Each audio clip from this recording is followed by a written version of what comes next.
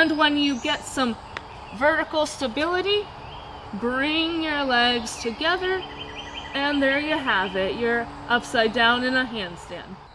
Between CrossFit and my dance performances, I get a lot of questions about how I do my handstands and all these cool tricks that are variations of the handstand.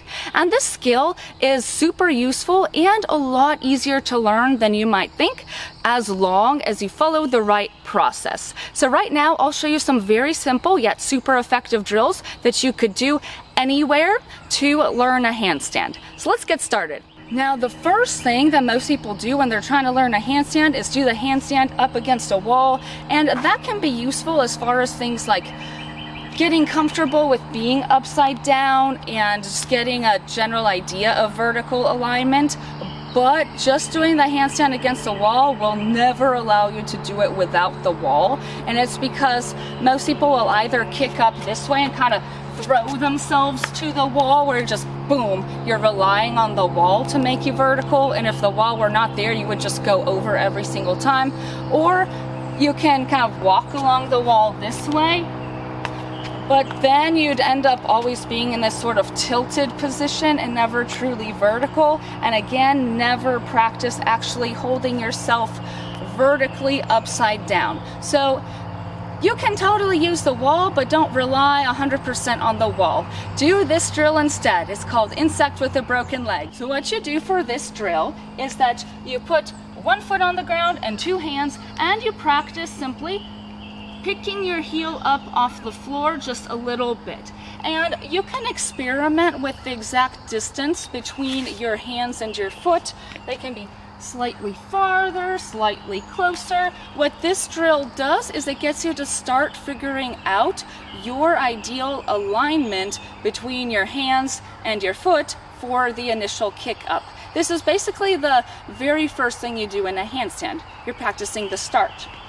So what you do is you simply pick your foot up off the floor, gradually higher and higher. See, go from just your heel up to picking your toe up a little bit, gradually a little bit more, and eventually you start to go vertical.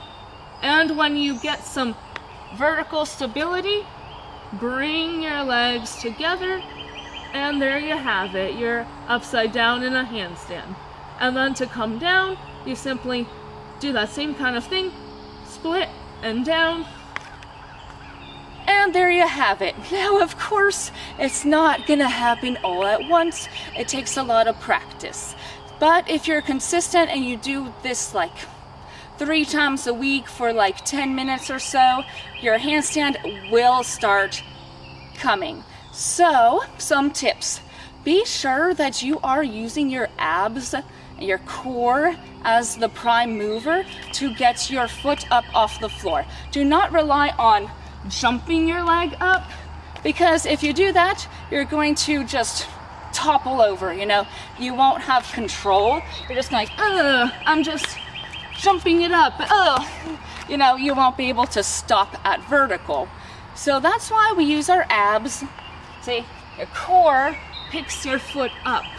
That way, you get that stability and control going, because handstands are all about control. All right, so make sure you're doing that.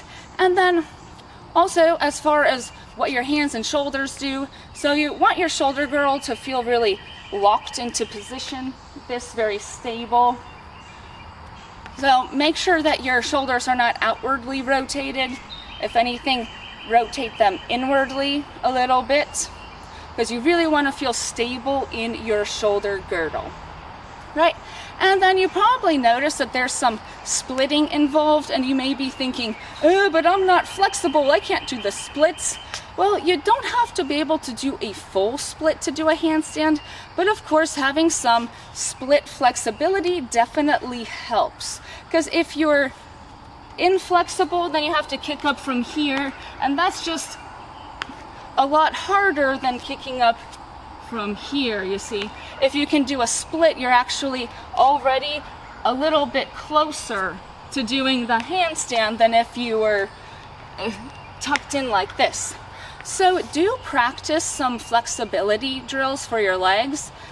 do them on both sides. So these high kick drills, those are very helpful, as is just stopping in the kick position, because this hold helps you get stability in this splitting position. So that's really good to do. And then some drills to actually practice a split. This lunge for the back of your hip. Lean forward over your leg for your hamstring. And if you actually practice eventually doing a split, that helps. Again, it's not essential. You can do a handstand without doing a split, but the split is helpful. Right, because actually you may notice that it's easier to hold a handstand in a split than it is with your feet together. Let's see. Try to be as aligned as possible when you draw your feet in together.